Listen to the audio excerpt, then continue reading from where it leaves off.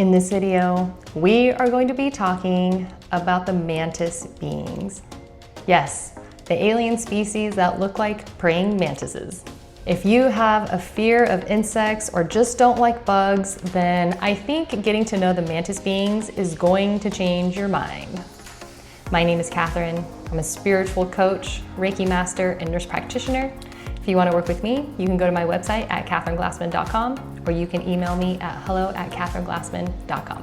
Of course, as usual, all of this information is channeled through meditation. So if it resonates, then great, and if not, that's okay too.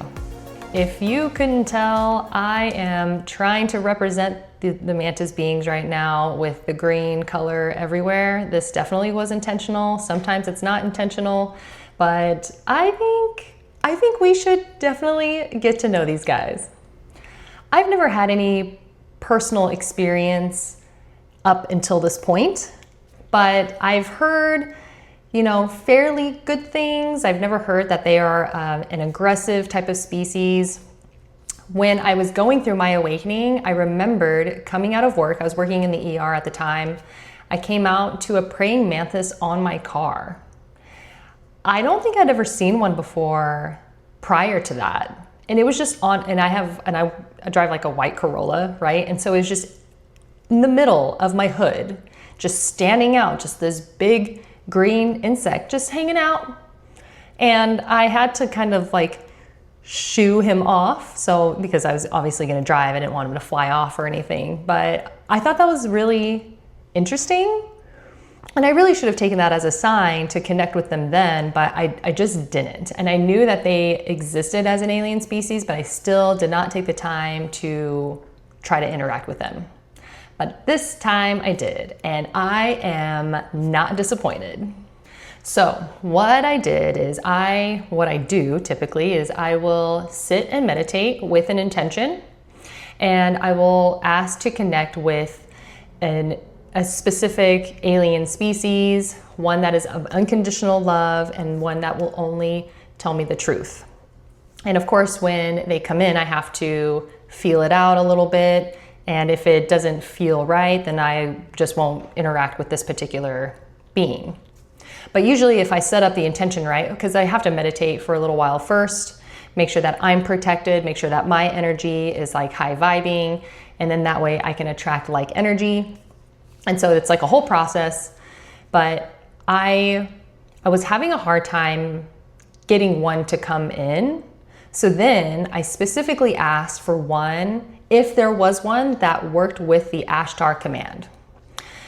I debated going between the Ashtar command and the Galactic Federation of Light. I guess I just kind of leaned towards the Ashtar command, but I sort of left it open for both. So when a mantis being came in, it was very tall and it was wearing a uniform. It was wearing a blue uniform and it had like an emblem right here. And it looked like the Star Trek emblem. It's like an A or like an arrow, okay? And I was like, okay, obviously Star Trek is not real, but is it the same emblem as the Ashtar command? Because that's how it felt when it came in. It just immediately, I could feel that it was like Ashtar command related. And so I looked it up, and apparently what other people, like experiencers and other channelers, they see the emblem as an arrow, and it looks just like or very similar to the emblem of Star Trek.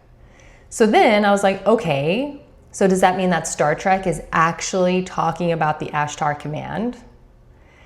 And so I think that's what they did with Star Trek. I believe that they are actually referring to the Ashtar command. So I made that was the first connection that I made when this mantis being came in.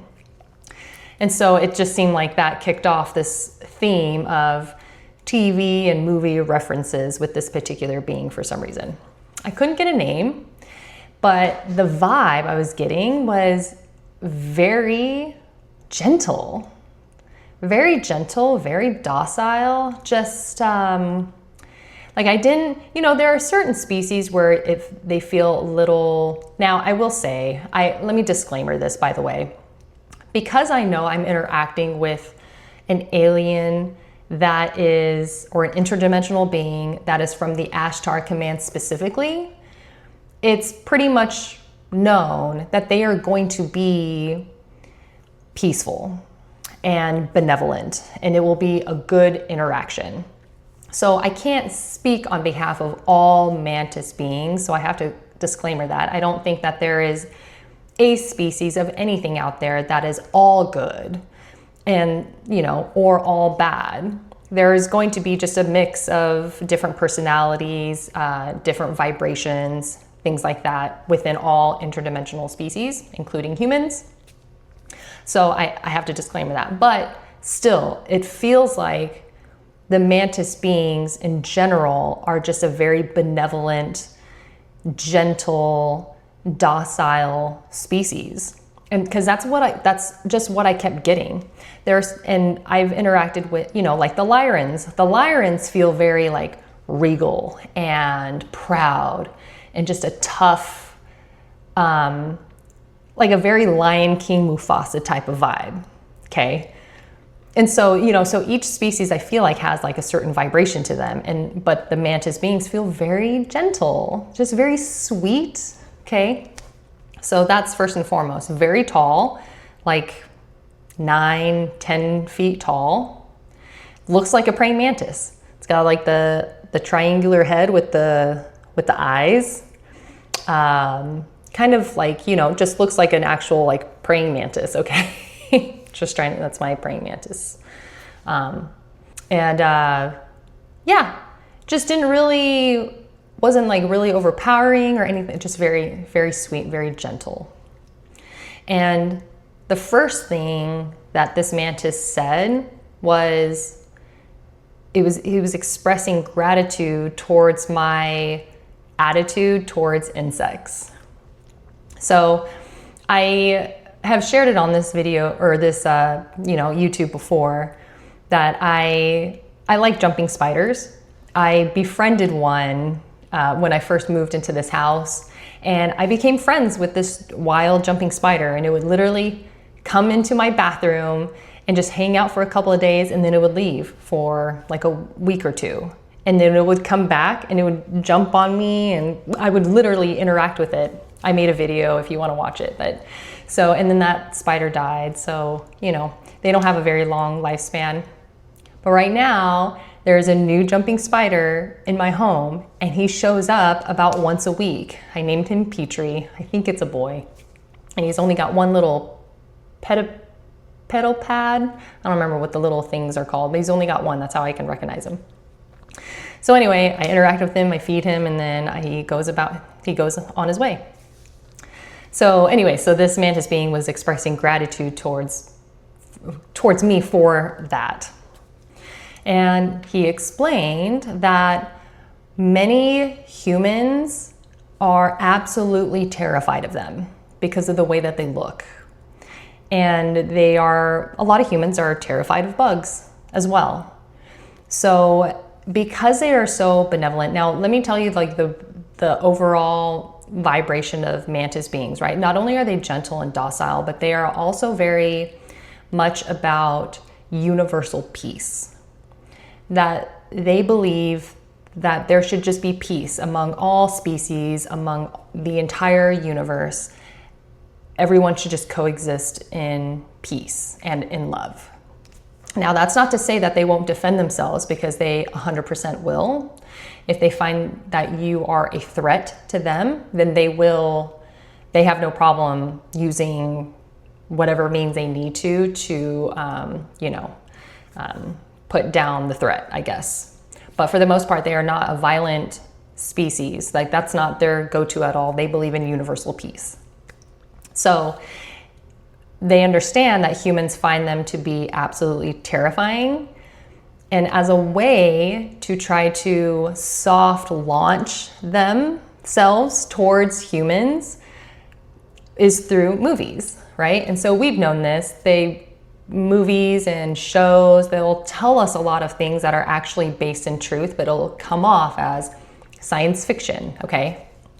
So the one movie, there's two actually, but the first movie he brought up was Honey, I Shrunk the Kids.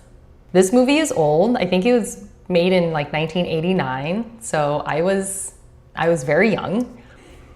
And if you haven't seen it, it's really cute, but it's about a scientist who is developing some thing that can shrink stuff. And the kids are like messing around with it or something, and they accidentally shrink themselves. So, and it's this whole adventure of them trying to get back to the home to tell their dad that they've been shrunken so that he can fix it, okay? Well, in this movie, they are crossing in the backyard and they come across an ant. And this ant is huge and it's scary and they like are terrified of it. But then they learn that the ant is actually very gentle and it's docile, and and then they become friends with this ant. So they're riding on this ant and they're going on their adventure. And I can't remember what they came across. I want to say it was a scorpion, but the scorpion was trying to kill the kids and the ant defended them, and eventually the ant actually dies. And so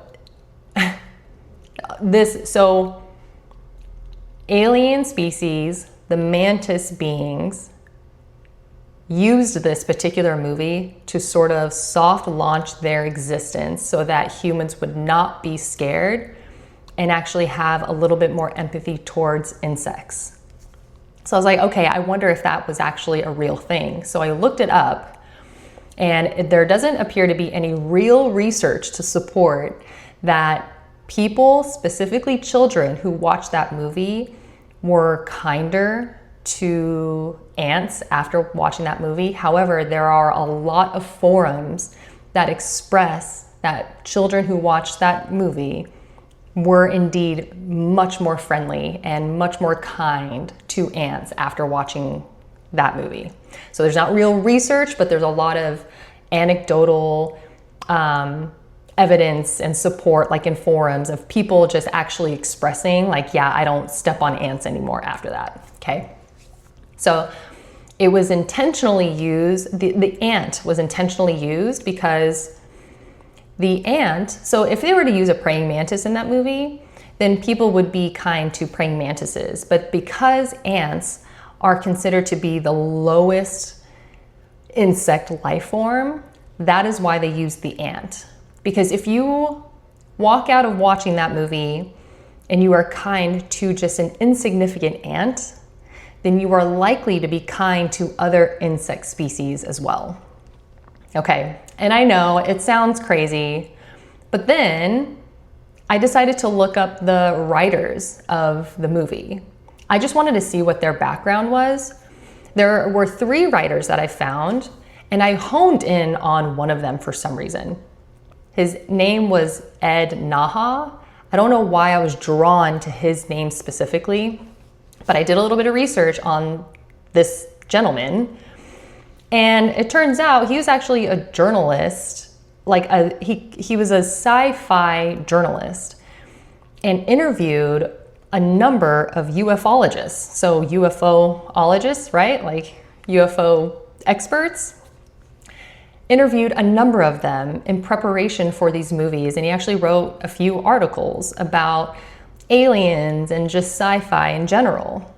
So that's where I was trying to make the connection, because from what I'm seeing in meditation is that there are directors, writers, people that are drawn to the entertainment industry who are also drawn or come in contact with interdimensional beings. And because of this contact and because of that line of, they're being called to that line of work, it's their way of participating in disclosure without it being an official disclosure that they would get in trouble for. So, yeah, and I think he also wrote, I think he wrote like RoboCop too. So like a few like sci-fi things. So anyway, I thought that was really interesting. And, of course, there are people out there who, indigenous people who talk about the ant people, and that like the ant people and like the mantis people helped protect them and brought them underground to protect them from things that were going on above ground. That's just things that I quickly saw after, because obviously after I do my meditation, I'm going to research to see if any of this actually makes sense. So that's what I found in that research. So I was like, okay, that's pretty cool. So as I'm continuing to meditate, it's just kind of like blank in my mind, and a face came in and then left. And the face was of the insect girl from Guardians of the Galaxy, and I think it's the second one. And so I was like, okay, so she isn't like an insect character in that movie. I wonder what type of insect she actually is. So then I got on my phone and looked it up, and her name is freaking Mantis. So clearly she is a mantis being.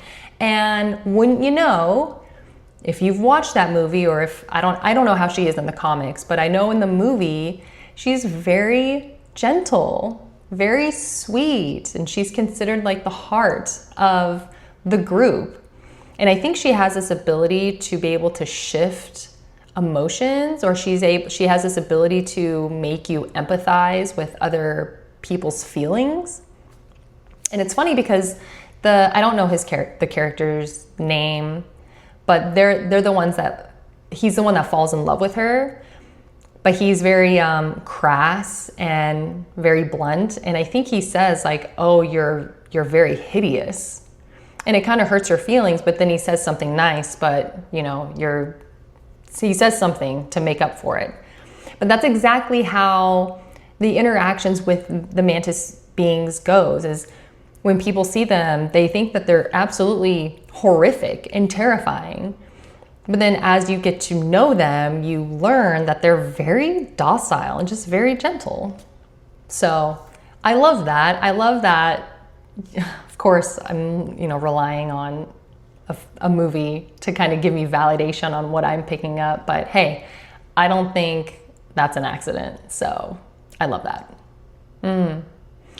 So what he told me is the way they observe humans, okay? They can observe humans not only from, other dimensions, by astral traveling.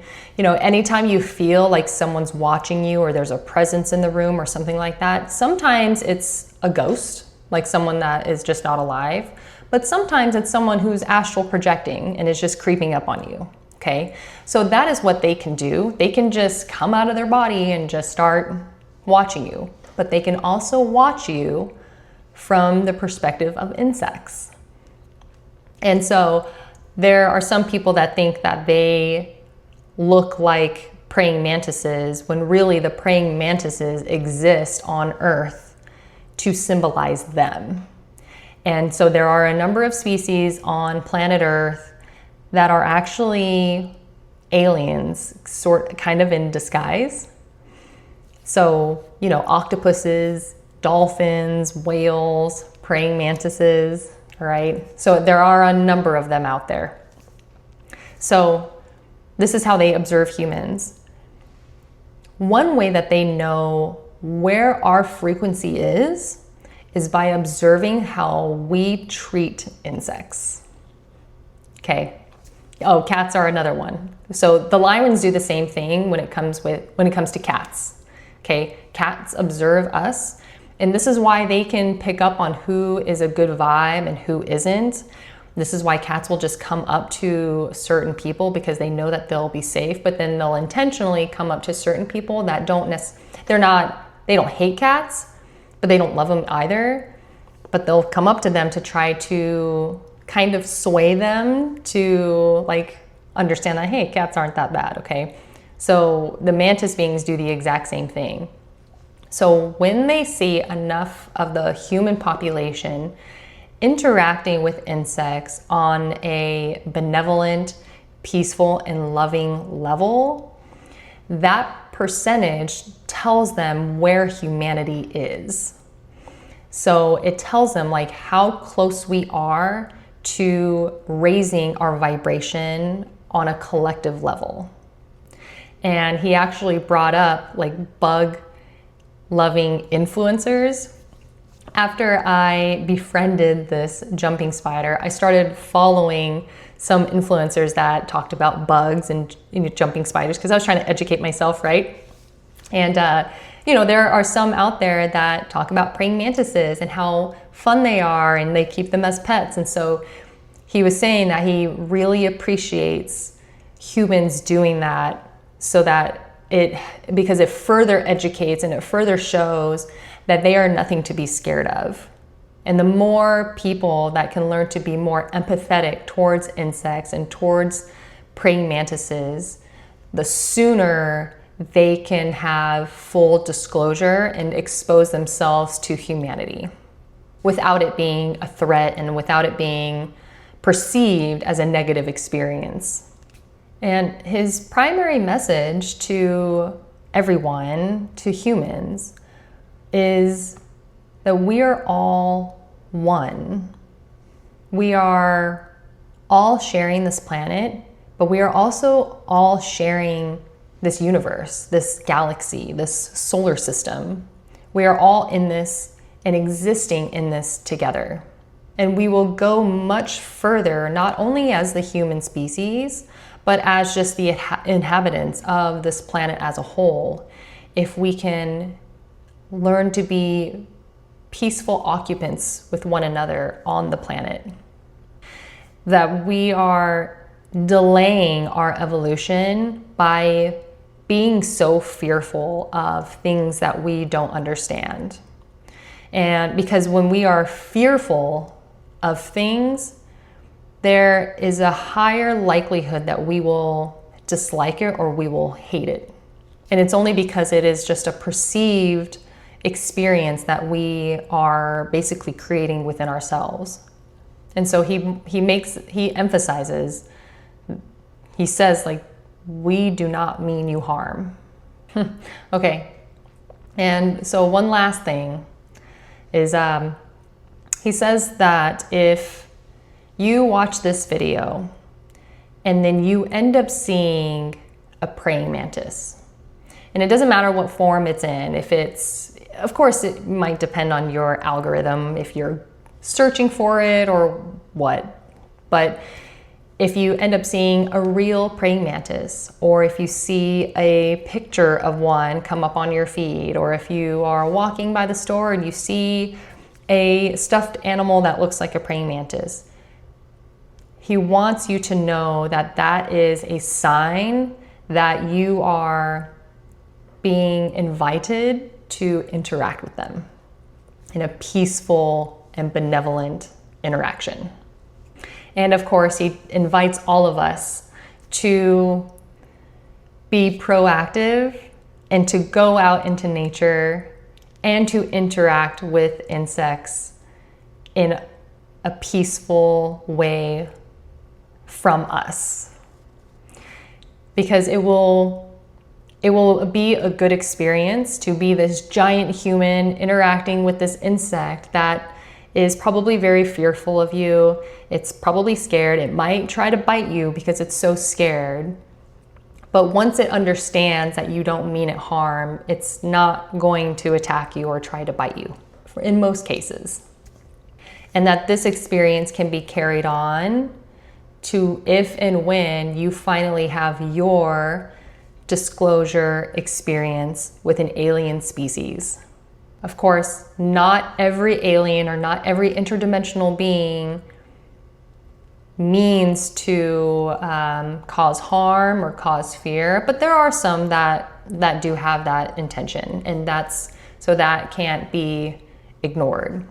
But of course, with all things, with interacting with humans, interdimensional beings, entities, whatever, you have to use your discernment, and you at least have to give the interaction a chance. And if you feel in your heart that it is of unconditional love and that it is a peaceful experience, then you have the green light to continue to interact with that species or that, being. So just having the opportunity to convey that kind of energy to an insect or to a species that you find to be smaller than yourself, to be insignificant, to practice just giving that kindness and that love to something that you don't necessarily understand will be a good way for you to feel out when there is an entity that appears or you perceive to be above you and more advanced than you, trying to interact with you in that way. So again, he's just promoting this peaceful interaction among all species within the universe. So anyway, I'm hoping that I get to see a praying mantis soon, because that, I don't know, I just would really like that. But I hope you liked the video. Give it a thumbs up if you did. Consider subscribing, and I will see you next time.